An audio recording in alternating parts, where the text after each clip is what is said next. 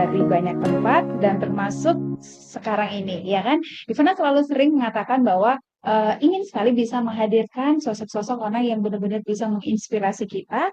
Dan salah satunya adalah seorang General Manager dari Grand Mercure Malang, Pak Sugito Adi. Ini dia, Pak Sugito. Halo, apa kabar, Pak? Baik, alhamdulillah Mbak Ivana. Apa kabar juga? Baik, senang sekali kita bisa ketemu lagi setelah kemarin cukup lama pandemi sempat memisahkan kita ya, Pak Gito ya. Oke. Iya. Mungkin Smart Speaker sudah banyak yang kenal dengan sosok Pak Gito ini, ya. Beliau adalah seorang general manager. Tapi tahu nggak sih, di balik seorang general manager tidak mungkin dong langsung mak ujuk-ujuk menjadi seorang general manager gitu ya, Pak Gito ya. Betul. Ada banyak sepak terjang, ada banyak suka duka, mungkin harus berdarah-darah dulu. Ini yang akan kita bahas di sini ya. Akan kita dengerin ceritanya seorang Pak Gito itu seperti apa sih dulu perjuangannya dari mulai nol. Kalau nggak salah nih, Smart Triggers Pak Gito dulu sempat menjadi seorang operator telepon. Telepon operator. Telepon Ya, operator, betul ya, betul. Pak Gito ya. Iya, Boleh pertama kan diceritakan kerja. itu seperti apa atau tahun berapa gitu. Ini Smart Triggers harus benar-benar menyimak dengan baik supaya kita bisa merampok ilmunya Pak Gito ya. Oke, gimana nih Pak Gito? Iya, jadi sebelum ke telepon operator, pernah Mhm. juga ya waktu eh, masih magang pernah Silakan. jadi bellboy, pernah jadi telepon operator tadi, Hmm? jadi doorman kalau dulu, Serius? bellboy, iya Oh, jadi pokoknya level bawah semuanya ya, yang di oke. front office waktu magang. Mhm. Nah, begitu bekerja dan diterima jadi telepon operator, Oke. ya Di langsung masuk mana pada di waktu itu? di jauh di Kepulauan Riau, di Wah, Pulau Bintan ya, tidak oke. tidak tanggung-tanggung jauh dari sini. Jauh dari Jawa nih. Ya, jadi Iya. langsung terbang ke sana. Memang daerahnya keren kalau dibilang, tapi masih wilayah Indonesia keren dalam arti melihat ke situ sudah Singapura, gemerlapnya Singapura gitu ya, Johor, lintas-lintas kapal laut gitu ya, kapal ini dan lain sebagainya. Tapi di balik itu memang ya suka dukanya memang jadi telepon operator pertama kali dan waktu itu hotelnya hotel pre-opening. Jadi Reopening. banyak yang Oke. bisa saya pelajari dari awal karena telepon operatornya besar. Jadi satu ruangan kayak satu departemen begitu karena hotelnya besar. Oke. Hotel bintang 5, tempatnya 416 dan 57 villa dan Wow. dua golf, jadi cukup besar waktu itu. Oke. Nah, dari situlah banyak belajar karena punya senior yang cukup berpengalaman. Mhm. Tapi teman-teman juga yang berpengalaman akhirnya bisa membentuk saya untuk jadi telepon operator dan menjadi supervisor. Dalam 1 tahun sudah jadi pengawas. Udah langsung jadi pengawas nih. Kira-kira seperti apa caranya nih? Ini mungkin yang baru mencoba atau baru pada posisi level awal seperti Pak Gito pernah alami dulu, pengen tahu nih gimana caranya gitu ya. Tapi Pak Gito, eh kelahiran asli dari mananya kalau boleh tahu Pak Gito? Saya asli dari desa, saya dari Kabupaten Malang. Oh, Tepatnya, Arem. Arem. tepatnya di Kecamatan Ngantang, Oke. di Bendungan Selojo, di pinggir bendungan itu. Oke. Dan em, saya dari sana dan merantau lah dari SMA, semenjak Mhm. SMA hingga kuliah hingga sampai sekarang sebenarnya walaupun sekarang kembali di Malang ya daerah Oke, Malang. jadi ada Malang lagi ya. Jadi pertama kali apa sih Pak Gita yang kenapa memilih di dunia perhotelan? Karena kan sebenarnya banyak banget nih profesi-profesi yang lain atau bidang-bidang yang lain. Kenapa Pak Gito pada waktu itu memutuskan untuk memilih di perhotelan? Jadi awalnya itu pada waktu SMA, SMA SMA? kebetulan di Batu. Oke. Jadi saya lihat di Batu itu waktu itu sudah banyak hotel ya, Ya. hotel dunia pariwisata di Batu itu sudah dari tahun itu memang sudah ramai. Mhm. Terus juga banyak hotel, walaupun kecil-kecil ya, Mhm. sampai sekarang masih ada kalau saya Masih lihat. banyak Nah, ya. jadi Oke. saya lihat waktu itu waktu penjurusan ya dari kelas 1 ke kelas 2 kan ada jurusan IPA, IPS, Ya.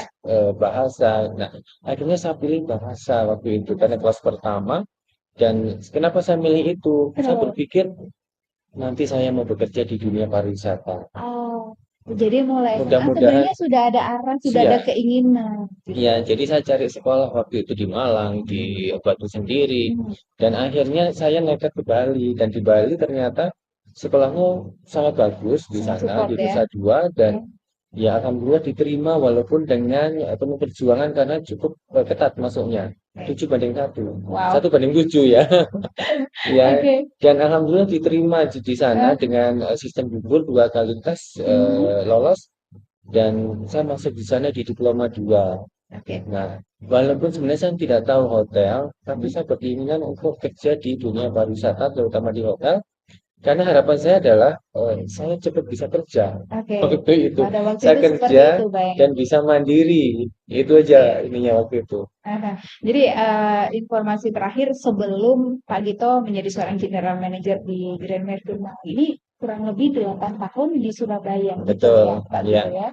Oke, dan dari step by step, dari yang seperti diceritakan Pak Gito tadi itu, ada nggak sih Pak Gito mungkin pengalaman yang benar-benar nggak bisa lupa sampai sekarang yang akhirnya membawa ke titik balik dari seorang Pak Sugito Adi? Ya, tentunya usaha ya, usaha yang belum tentu semua orang tahu. Jadi istilahnya ada apa istilah pertentangan batin atau mungkin juga ada antara pingin begini, pingin begitu ya, Mhm. melawan istilahnya melawan diri sendiri. Yes. Kalau bagi saya tidak melawan orang lain, tapi melawan diri sendiri untuk berusaha lebih baik, lebih gigih dalam Oke. pekerjaan. Hmm. Karena ternyata kerja kita itu sebenarnya ujian. Kerja Ujian kita sebenarnya ujian. Ujian Oke, sebenarnya. seperti Ujiannya apa itu kenapa? Pak? Mhm. Karena dengan apa yang kita kerjakan Mhm. setiap hari, ternyata atasan saya itu menilai, dimanapun saya bekerja, atasan saya menilai.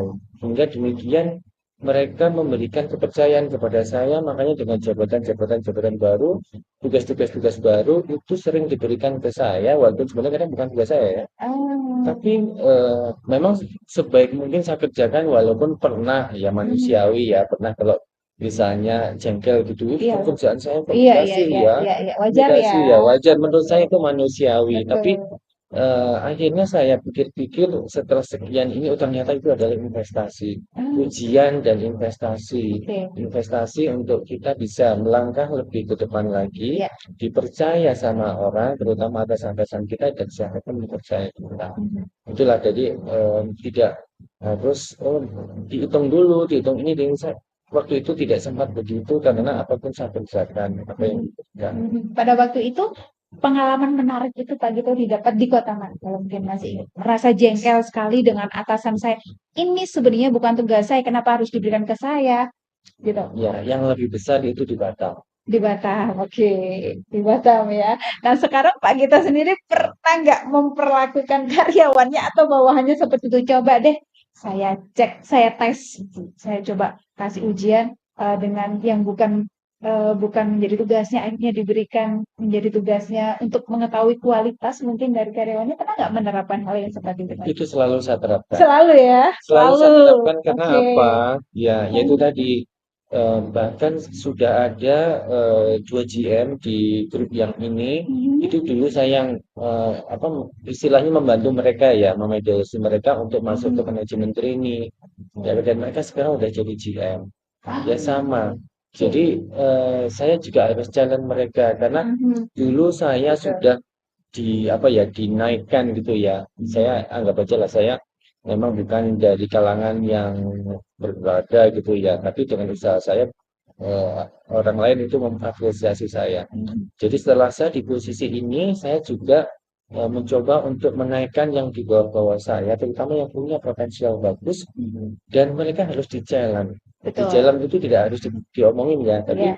dengan tugas, dengan tindakan, dengan ini ya, memang mereka kadang pedap juga, tapi harus ada itu Iya, karena iya, kalau enggak kayaknya kok gampang ya. iya, enak ya gitu. Karena kalau misalnya mereka dikasih tahu bakal dikasih challenge apa apa, pasti mereka akan mempersiapkannya dengan sebaik mungkin. Tapi kalau Betul. mendadak akan lebih natural, kayak Pak gitu ya. Ya, Akan lebih tahu bagaimana sebenarnya kualitas sebenarnya seperti itu. betul. Dari titik yang mungkin Pak Gito merasa paling bawah, mungkin dari level paling bawah tadi, sampai pada titik sekarang, butuh waktu berapa lama? Tentang waktu berapa lama Pak Gito?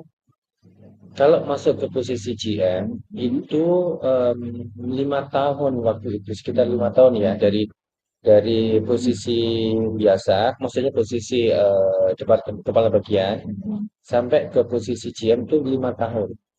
Sebenarnya kalau dihitung memang cukup cepat karena saya juga pada waktu itu saya masuk di ini di talent manajemennya grup ini. Hmm, Jadi saya di oke, kelas pertama yang di level regional ada oke. 5 orang dan saya masuk di kelas itu kelas itu masih berjalan sampai sekarang. Jadi Masih? yang sekarang ada adik kelas saya istilahnya yang di hotel Oke. ini juga. Oh, Jadi saya di kelas pertama dan kebetulan saya dapat kesempatan untuk waktu itu ke Surabaya. Jadi next step sebagai asisten GM waktu itu saya dapat kesempatan pertama kali di antara kami berlima.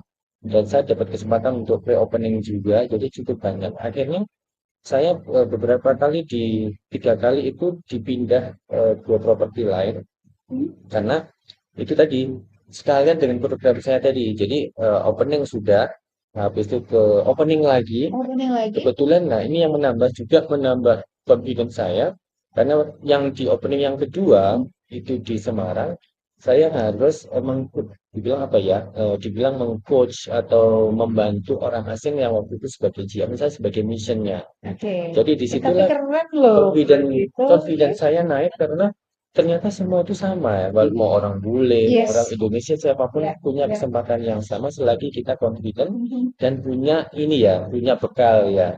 Ternyata sama. Oke, Disitulah oke. akhirnya saya punya confidence yang lebih dibanding sebelumnya.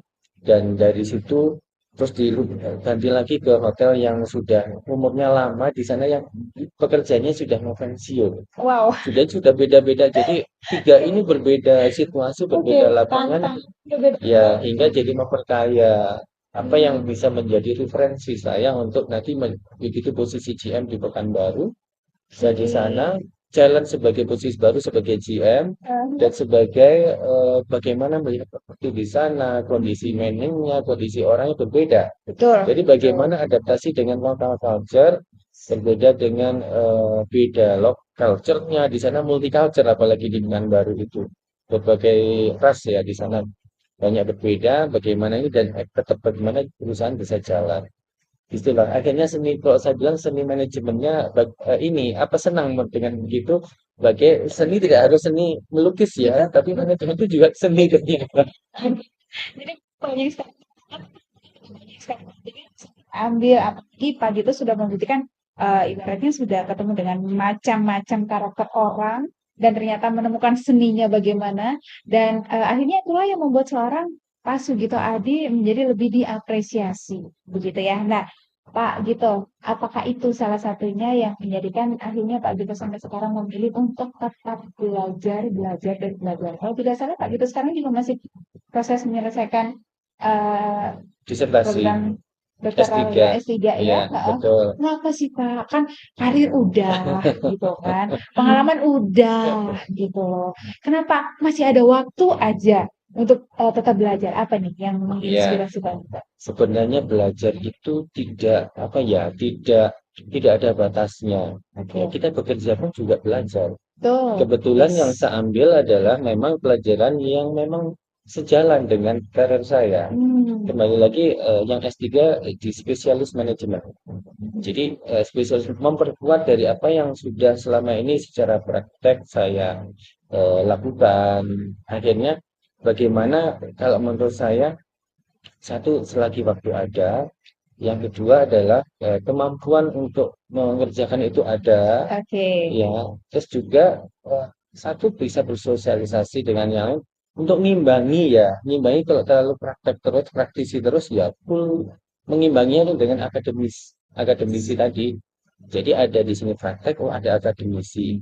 Akademisi seperti apa? Bagaimana saya bisa membalancekan antara pekerjaan dan dunia pendidikan hingga juga bisa sharing di dunia pendidikan itu seperti apa praktisi. Begitu sebaliknya, teman-teman yang ada di sini juga kami buat untuk bisa dia naik dengan apa yang saya dapatkan di dunia pendidikan.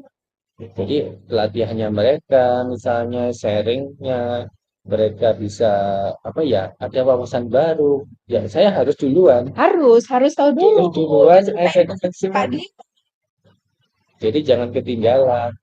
Itu sih ininya kenapa tetap saya lakukan itu ya itu di secara profesi ya tapi secara personal ini juga bagi keluarga saya adalah sama mewakili keluarga saya untuk ke arah itu ya baik untuk anak-anak saya memberikan motivasi mereka juga atau keluarga besar saya untuk tahu oh, gimana sih biasanya kan kalau setelah itu tadi udah kerja nggak usah lagi Tidak harus mengejar nilai, Yes. tapi mengejar experience itu tadi, referensi, Gitu ya. pengalaman. Kalau ada pertanyaan, mungkin ini jadi pertanyaan terakhir ya. Seandainya ada pertanyaan, saya yakin ini perwakilan dari banyak sekali smart leakers suka bidang atau dunia perhotelan, tapi gimana ya caranya biar bisa seperti Pak Gito? Saya ini dari pedalaman banget loh misalnya, seperti apa itu Pak Gito? Iya, sekarang itu dunianya tidak seperti dulu. Yes. Kalau saya dulu karena rumah saya di Ngantang sana, dulu tidak ada Telkom. Jadi kalau saya harus menelpon teman saya di Bali cari berita, saya harus ke Batu dulu atau ke Kandangan untuk Perjuangan smart leakers, perjuangan. itu nelpon ya. Bisa nelpon Kan dulu nggak ada handphone, nggak ada Telkom itu belum ada di tempat saya. Jadi Surat juga nunggu dikasih merpati lama iya, pakai pos. Jadi dulu kalau kalau saya di kos-kosan di Bali nunggu wesel. Sekarang udah nggak ada wesel. Jadi sekarang tidak ada batasnya karena semua sudah terkonek dengan dunia yang serba digital. Cari info apapun mau di gunung sana selagi ada internet bisa tinggal cari terusin dulu nggak ada. Ya. Jadi misalnya mau cari profil saya dicari ada di situ ya. Mungkin mau cari kontak saya mungkin bisa juga dari situ. Biasanya saya dapat notifikasi email saya atau misalnya dari network. Sekarang cukup banyak network, jadi bisa kontak dengan cepat. Kalau misalnya cari info juga cepat sekarang sudah tidak ada batasnya sebenarnya. Oke, jadi untuk bisa menjadi seorang Pak Gito, tipsnya apa nih Pak Gito? Tipsnya yang jelas, kerja dengan baik, Kerja dengan baik. pastinya juga trust dan tekun. Kerja dengan baik, trust dan Grand Mercure Malang bangga pasti punya Pak Sugito Adi. Kalau Smart Leakers pengen bisa menjadi seorang seperti Pak Gito tadi ya, kerja keras, kerja yang baik, trust dan tekun. Boleh dicobain. Thank you Pak Gito, sukses terus. Terima kasih, Pak Gito, ya. Mbak Ivana.